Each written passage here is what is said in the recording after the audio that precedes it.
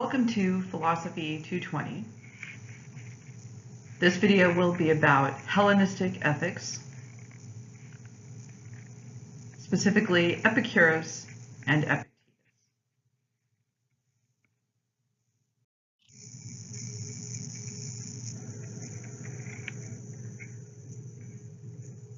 Epicurus may not be as well known as Plato and Aristotle, but in the late Hellenistic period, his influence was profound. He's most widely known for his theory of ethics that is centered on pleasure. Any system of ethics which deems pleasure to be the highest good is known as a kind of hedonism.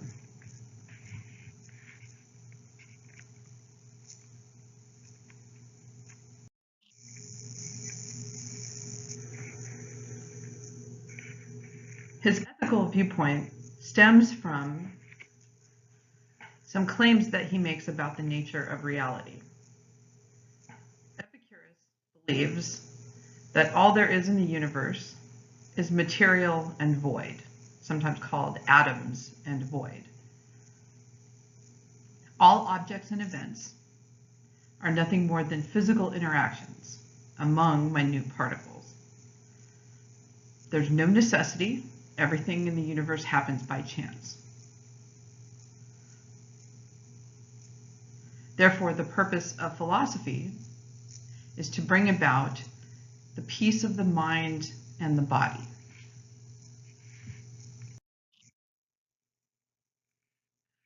Peace of mind and body, sometimes referred to as ataraxia, is tranquility or undisturbedness. The quiet mind free from fear, and a body whose natural requirements are met. That means that the health of the body and the peace of the mind are the highest good. That is how a person achieves her own personal pleasure. Epicurus believes that we reach undisturbedness by making the atoms in our body as calm as possible, so as to avoid mental or physical disturbance.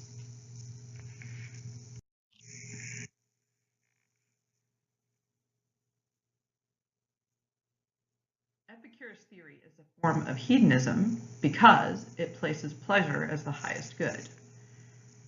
Thus, for Epicurus, one should act in a way such as to maximize one's pleasure.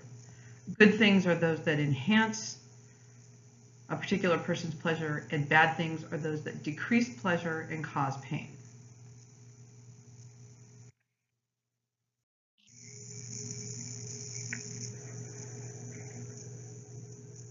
To begin with, Epicurus believes that some beliefs cause a significant amount of pain. Therefore, he says that the gods are nothing to us, and that death is nothing to us. What he means by this is that whatever the gods do, it's quite beyond the human sphere of knowledge or action. Thus, if the decisions that are made by the gods affect our lives, there's nothing we can do about it, so we shouldn't worry about what the gods might or might not do. Likewise, death is something that is also outside of our sphere of knowledge or action.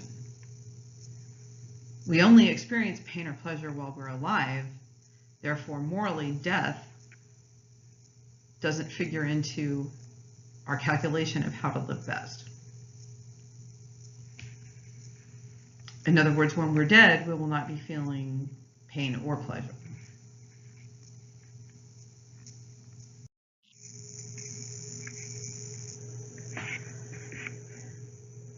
You might think that Epicurus' theory sounds great. All I have to do is do the things that I think are pleasant. But as you might imagine, it's not quite so simple as that for Epicurus. Rather than pursuing all things that we think are pleasant all the time, we reach our maximum pleasure by reaching an undisturbed body and an undisturbed mind. The problem with many pleasures, as we'll see, is that many of them bring about a greater amount of pain than the pleasure that you might experience in the moment. Therefore, when we reach ataraxia, we can't do it just by a reckless pursuit of pleasure, but rather by a very moderate pursuit of pleasure with an eye to avoiding pain.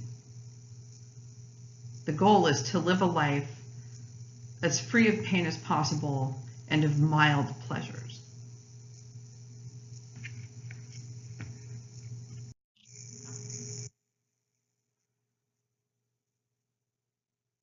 Thus, for Epicurus, pleasure, the greatest pleasure, is the state that we're in when we have no pain at all. Once that's achieved, you can't add more pleasure to that. Therefore, on Epicurus theory, the reckless pursuit of pleasure is morally bad because ultimately it only brings about more pain.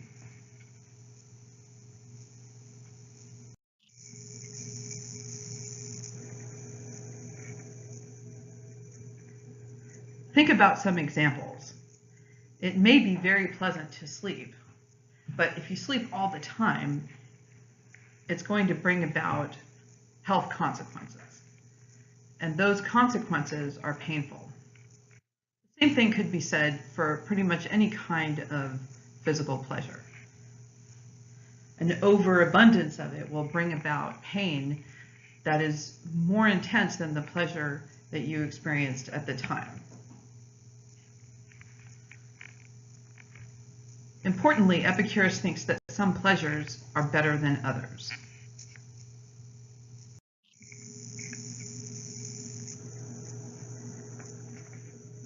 Some pleasures, according to Epicurus, are natural and necessary. That means that they are required by the body. So for example, food, certain kinds of food, I should say, would be a natural and necessary pleasure. The pleasures that are associated with the physical body would fall into this category. However, there are some pleasures that are natural and not necessary. So for example, in the case of food, we might consider delicacies. In order to satisfy the needs of the body, delicacies themselves are not required. In fact, the healthiest food is almost always not a delicacy. So for Epicurus, if we ate a moderate, mostly plant-based diet, we would have a case where we're satisfying the desires of the body that are natural and that are also necessary. On the other hand, things like caviar, prime rib, candy, that cake that Aristotle was talking about, it's natural that they're pleasant to us, but they're not necessary. Whether you believe it or not, nobody will die if they don't eat chocolate. However, if you don't take in the right combination of protein, fats, and carbohydrates, then it will have serious health consequences. But you can reach that by eating things that are not that exciting, such as oatmeal, broccoli, other kinds of very healthy foods. On the other hand, foods that are very intense in their flavors, it's natural that we like them, but they're not necessary. Thus, as you're going to see, Epicurus thinks those pleasures ought to be avoided. And then we have pleasures that are not natural. As you'll see, Epicurus thinks we should avoid those entirely.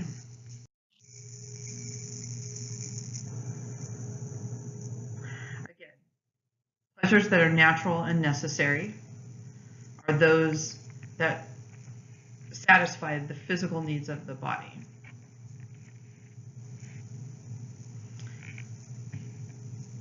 Notice that intellectual companionship is one of these needs.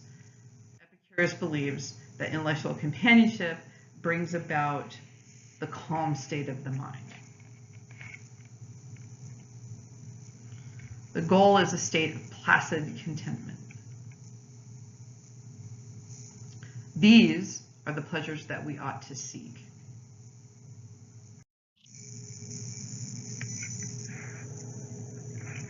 There are the pleasures that are natural but not necessary.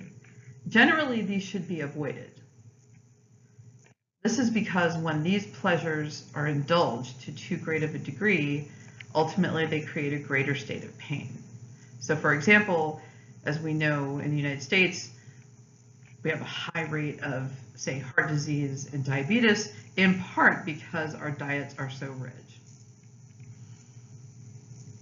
Moreover, when we've created a constant need to fulfill these desires for these non-necessary pleasures, we then create a constant need for them, which in itself is a kind of pain. Therefore, we should avoid these pleasures generally to achieve the placid contentment of the soul. In other words, we should live simply.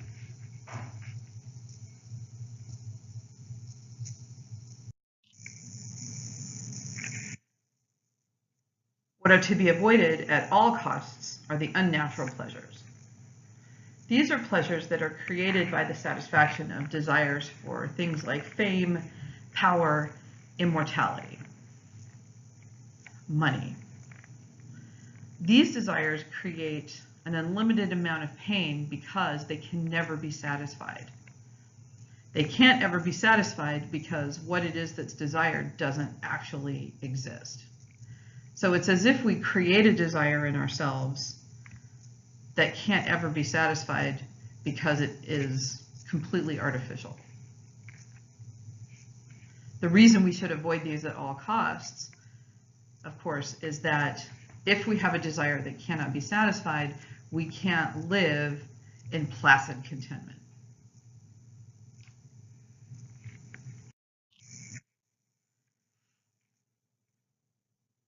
Some other Epicureans of note. Lucretius is the Roman poet and philosopher who wrote De Rerum Natura, or On the Nature of Things. There's also Philodemus of Gadara, whose work has been recently discovered and transcribed. He wrote in the town of Herculaneum, which was buried in the ash of Vesuvius. As you might imagine, it was right next to Pompeii. Some of those works by Philodemus of Gadara were preserved in the eruption, and we're just now going through the process of reading the papyri and translating them. Pretty exciting stuff. Now we'll talk a little bit about the view called Stoicism.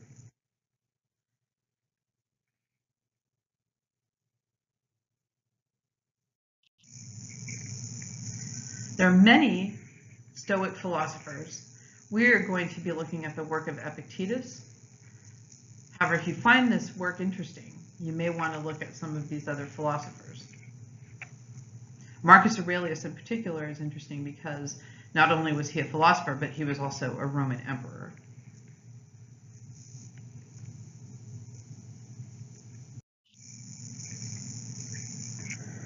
The case of Epicurus is also interesting because he was a slave who had secured an education and then was later freed and then went on to teach philosophy.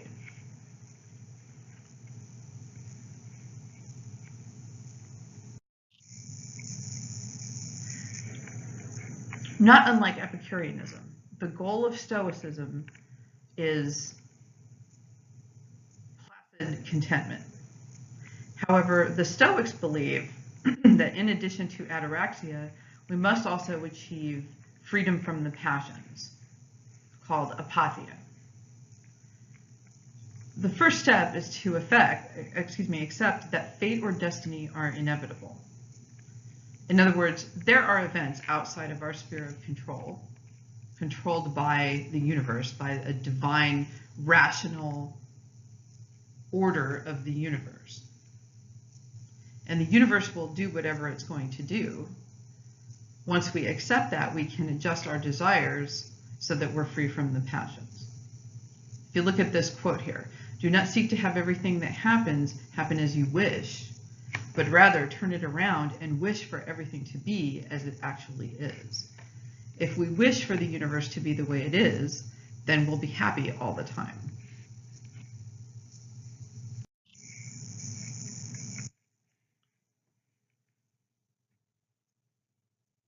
The universe, the cosmos, is animated by God. This word we're using here, remember, not in a Judeo-Christian sense, but in the Greek sense, which is a divine principle.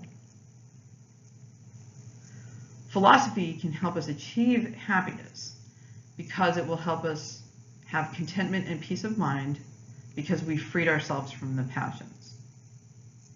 In fact, Epicurus thinks it's just irrational for us to want the universe to be other than it is. In other words, we might wish that we were immortal, but the universe just isn't that way, so we cause pain for ourselves by wishing for immortality.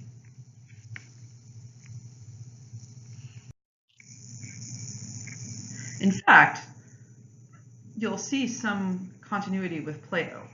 What makes us unhappy is our mistaken beliefs about what is good. Epictetus offers the idea that the good is virtue, which is achieved by conformity with nature. That means conformity with the universe. We're vicious when we're out of conformity with nature, and that diminishes our moral character. It makes us bad people to be out of harmony with the universe.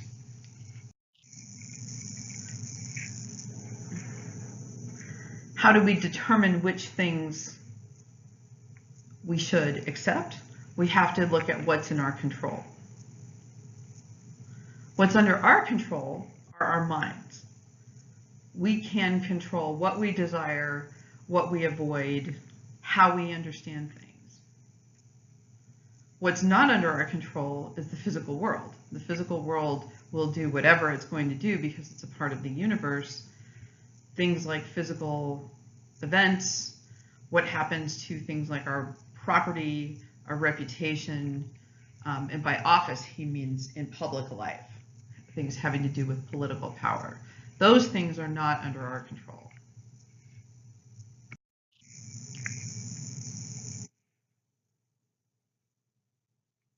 So what our goal should be is to align our minds with the actual state of the universe. We can't change the events themselves, so what we should do is change our minds to be in harmony with events the way they are. In doing so, we'll free ourselves from the passions and therefore become virtuous characters.